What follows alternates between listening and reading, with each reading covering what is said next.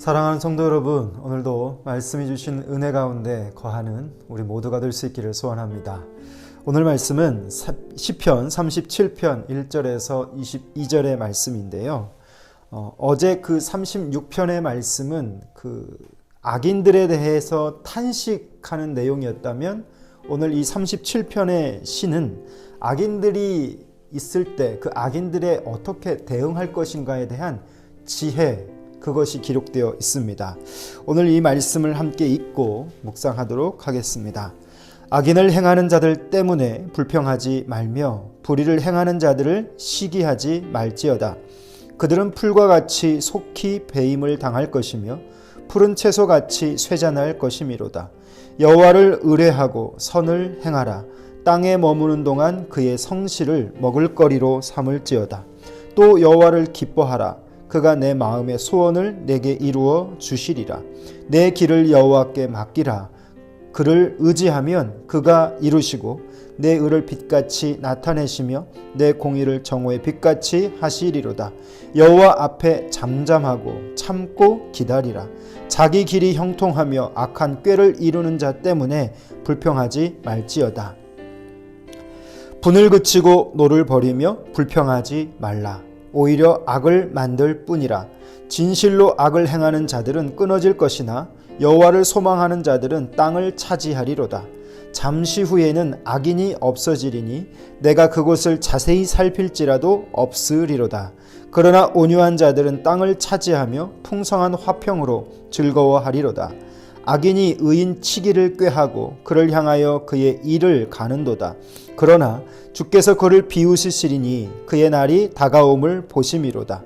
악인이 칼을 빼고 활을 당겨 가난하고 궁핍한 자를 엎드러뜨리며 행위가 정직한 자를 죽이고자 하나 그들의 칼은 오히려 그들의 양심을 찌르고 그들의 활은 부러지리로다. 의인의 적은 소유가 악인의 풍부함보다 낫도다.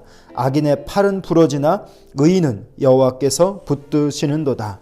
여기까지 말씀을 읽어보겠습니다. 여러분, 이 시편을 읽으면 느낌이 시편이 아니라 잠언 같은 느낌을 받게 되죠. 그래서 그 안에 지혜가 담겨 있고 학자들은 이것이 잠언 같은 시라고 이야기합니다. 먼저 악인들 때문에 불평하지 말라로 시작을 하고 있죠. 악을 행하는 자, 악인, 지난 묵상에서 악인이 어떤 자들인가를 우리는 생각해 봤습니다. 이 악인들이 잘 되는 것을 볼 때 우리는 어떤 마음이 듭니까? 불편하죠. 시기가 되죠.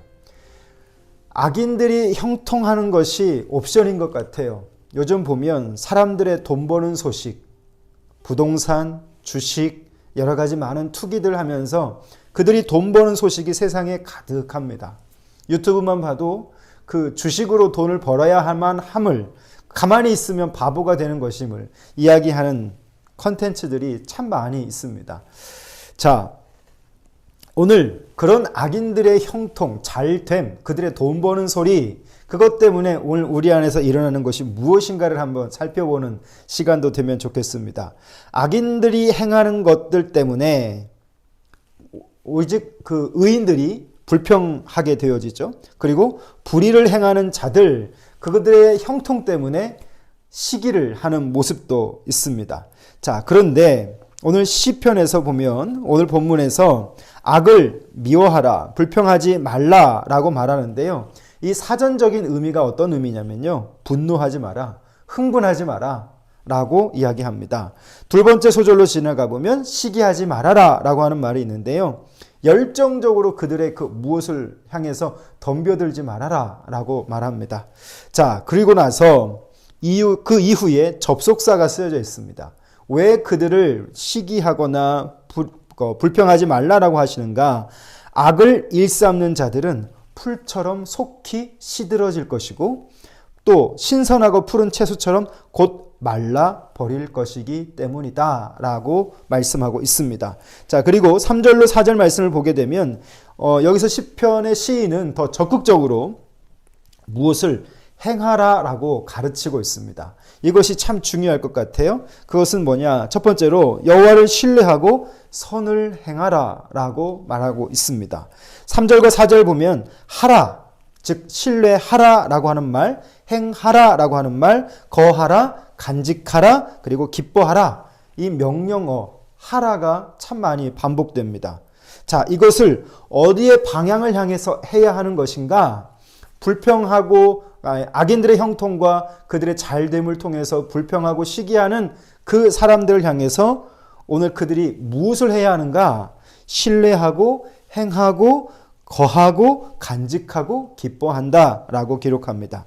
바로 이것이 여호와를 신뢰하는 것입니다. 선을 행해야 되는데 과연 이 선이라고 하는 것이 우리에게는 어떤 개념으로 자리 잡고 있는지 한번 생각해 보면 좋겠습니다. 선을 행한다, 그리고 그 하나님을 기뻐한다라고 하는 말은 시인이 이제 모든 불평들을 멈추고 그들을 향한 시기를 멈추고 무엇을 해야 하냐면 하나님을 기뻐하라 라고 말하고 있는 것이죠. 거기에서 행복을 느껴라 라고 말씀하고 있습니다. 악에 대한 격정적인 불평, 그리고 불필요한 에너지 분출을 통해서 우리의 그 어떤 양심에 어긋나는 그것을 지금 시인은 가르치고 있는 것이죠. 최근에 우리가 살아오면서 이런 일들이 없었나 한번 생각해 보면 좋겠습니다. 예수를 안에 거하기 원하고 또 예수를 온전히 따르길 원하는 내 삶 속에 비집고 들어와서 나의 평화를 깨버리는 그 악인들의 형통의 문제나 악인들의 어떤 그 잘됨의 모습, 혹시 우리 안에 그것들이 있다면 또 그들의 잘못된 삶 속에 형통하는 그 모습을 통해 우리가 불평하거나 불필요한 에너지가 분출되었다면 그런 우리가 이제 무엇을 해야 할 것인가 성경은 말씀해주고 있는 것이죠. 자, 그리고 5절에서 7절 말씀을 보면 시인은 오늘 이렇게 또 한번 요구합니다. 너희 길을 여호와께 맡겨라. 의지하라 라고 하는 말인데요. 이 의지하다, 맡기다 라고 하는 뜻을 보면 돌을 굴려버려서 다시는 그 돌이 나로부터 떠나서 내게로 오지 않는 상태, 그것을 맡기다 라고 표현하는 것입니다. 너의 길을 맡겨라. 왜냐? 그분이 그 길을 지키시기 때문이다 라고 하는 거죠. 자, 6절 보면 이것이 자기의 길을 여호와께 맡기는 자의 결말이 되어지는데 그 결말은 바로 뭐냐면 어두움을 밀어내는 빛처럼 여호와가 직접 불의한 세상에서 공의와 정의를 행하실 것이기 때문에 너는 그 모든 것을 맡기라 라고 성경은 요구합니다. 또 8절에서 22절 말씀, 우리가 그런 모든 악인들의 형통 속에서 잠잠해야 할 이유, 그것은 분노를 그치고 버리고 또 맡기고 그러면서 화를 가라앉히고 주님을 온전히 바라보는 행위를 갖고 있죠. 11절 말씀에 보면 온유한 자라고 있는데요. 이 온유한 자라고 하는 뜻에는 가난한 자도 포함되고요. 비참한 자도 포함되고요. 고통받는 자도 포함이 됩니다. 자, 그렇다면 어떻게 해석하면 좋을까요?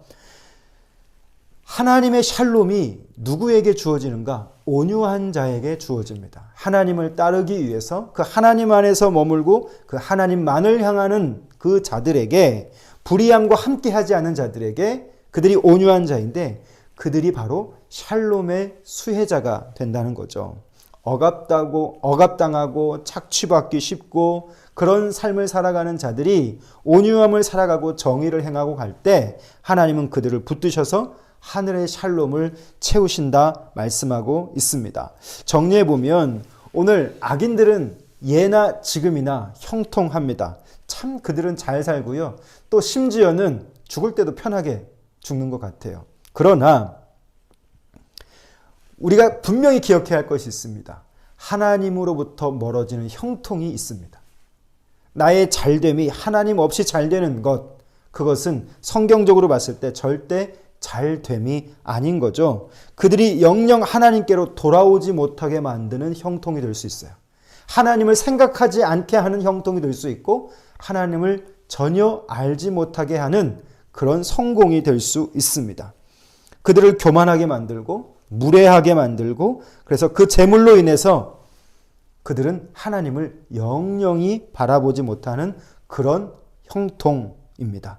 자기 뜻대로 되지 않으면 분노를 표출하게 되고 폭행하게 되고 또 그 자리에서 실패하게 되는 것, 여러분 그것은 결코 성경이 요구하고 있는 성공의 모습이 아닙니다.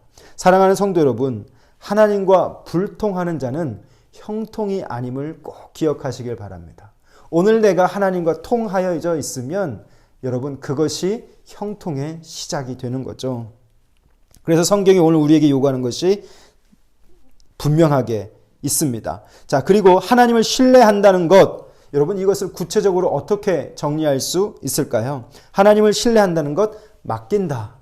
그리고 내가 바라보는 것 이면에 그 하나님의 역사가 진행되어지고 있음을 알고, 그래서 그분에게 맡김을 통해서 그분을 통해 뭔가가 이루어지기를 바라는 신뢰, 그것이 오늘 우리 가운데 필요한 것이죠. 고난이라는 장벽을 만나면 고난이라는 그 벽만 보이는데 하나님을 신뢰하는 자들은 그 벽 뒤에 있는 하나님의 능력을 볼 수 있는 것. 그래서 맡기는 것이죠. 하나님이 붙드시는 인생이 있고 하나님이 붙드시지 않는 인생이 있습니다. 여러분은 오늘 어떤 인생에 속하기를 원하고 계십니까? 마지막으로 의인의 고난이 전부가 아닙니다. 악인의 번성도 그 번성이 전부가 아닙니다. 형통할 때가 있으면 고난할 때가 있고 또 형통의 때가 긴 것도 아니고 고난의 때가 긴 것도 아닙니다. 하나님이 개입하신다면, 간섭하신다면 그 간섭을 통해서 모든 것은 멈춰지고 참된 형통자, 참된 복된 자가 누구인지가 드러나게 되는 것이죠.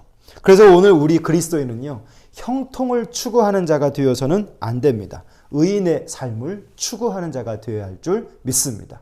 시편의 기자는 오늘 우리 가운데 누가 온유한 자, 샬롬이 되는가? 그것은 형통을 추구하는 것이 아니라 하나님 앞에서 의인된 삶을 추구하는 자, 그 자가 온유하고 하늘의 샬롬을 받는 자임을 말씀해 주고 있습니다. 그러면서 저의 시선, 오늘 저의 묵상의 포인트, 그리고 위로가 되는 말씀이 있어요. 그게 바로 뭐냐면 16절 말씀이에요. 의인의 적은 소유가 악인의 풍부함보다 낫도다. 다시 한번요. 의인의 적은 소유가 악인의 풍부함보다 낫도다. 왜 이 말이 저에게 위로가 되냐면 요즘 부자 되세요라고 하는 말이 어떤 사람들 사이 속에서 최고의 안부, 인사가 되잖아요. 그런데 부자 되기 위해서 영혼이라도 끌어서 뭔가 투자하고 열심히 수고하고 있는 이 세상 속에서 기꺼이 내 영혼이라도 팔아먹기 위해서 그렇게 수고하는 이 사회 분위기 속에서 과연 이 말씀에 누가 힘을 얻을까? 저는 좀 위로가 되고 힘이 되는데, 그래도 저는 우리가 살아가는 이 세상에서 이 말씀이 누군가에게는 힘이 되고 위로가 되는 말씀이 되었으면 좋겠습니다. 의인의 적은 소유가 악인의 많은 소유보다 더 크다는 것, 하나님 앞에서 하나님이 그보다 더 낫다고 하는 말씀을 오늘 우리는 좀 새겨볼 필요가 있을 것 같습니다. 사랑하는 성도 여러분, 그리스도인은 형통을 추구하는 것이 아니라 하나님 앞에서 의로움을 추구해야 한다는 것. 오늘 하루 우리는 우리 개인의 형통을 추구하는 삶이 아니라 의로움으로서 추구할 수 있는 삶. 제가 요새 말이 많이 꼬이네요. 말 실수도 많고 이해해 주시기 바랍니다. 다시 한번 말씀드리죠. 우리는 형통을 추구하는 것이 아니라 의인의 삶을 추구해야 합니다. 그것이 우리 성경이 우리에게 요구하고 있는 바이죠. 소유에 붙들린 인생보다 하나님 앞에 붙들린 인생이 훨씬 낫습니다. 오늘 이 말씀을 확신하시고 여러분 오늘 하루 동안 여러분의 삶 속에서 형통이 아닌 의로움을 살 수 있는 것, 그것이 무엇인지를 찾아보시고 행하시는 귀한 시간 될 수 있기를 바랍니다. 기도하겠습니다. 아버지 하나님, 오늘 우리가 악인들의 형통을 보면서 우리 안에서 일어나는 불평도 시기도 있음을 봅니다. 그러나 우리가 이것을 멈추고 하나님께 모든 것을 맡길 수 있는 자가 되게 해 주시옵소서. 불평을 멈추고 여호와를 기뻐하는 자가 될 수 있기를 원합니다.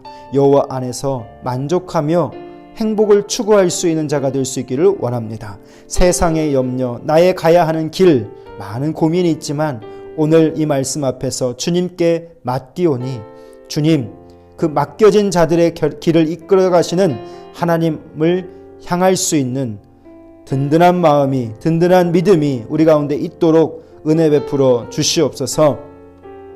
그 하나님을 잠잠히 기다릴 수 있는 믿음이 되어지기를 원합니다. 반드시 하나님은 그 의를 이루실 텐데 그 하나님을 바라보며 참고 인내할 수 있는 자 되게 해 주옵소서. 하나님, 오늘 우리가 분노를 그치게 하시고 버리게 하시고 하나님 화를 가라앉히고 온전히 주님 앞에 머물 수 있는 자 될 수 있기를 원합니다. 온유한 자 될 수 있기를 원합니다. 샬롬의 수혜자가 내가 되기를 원합니다. 오늘 이 세상에 하나님이 붙드시는 인생으로 살아갈 수 있도록 도와주시고, 하나님, 오늘 우리가 형통을 추구하는 것이 아니라 의인의 삶을 추구하며 소유에 붙들린 인생보다 하나님께서 붙들어 주시는 인생으로 살아가기 원하오니 우리 안에 거하시는 성령님 인도하여 주옵소서. 예수님 이름으로 기도합니다. 아멘. 사랑하는 성도 여러분, 오늘 여러분의 삶 속에 내가 어떻게 의를 추구하는 삶이 될 수 있을까? 이것의 구체적인 답을 찾으시고 그것을 집중해보는 하루 될 수 있기를 바랍니다. 아침 저녁으로 날씨가 많이 춥습니다. 건강 조심하시고 강건하시길 바랍니다. 감사합니다.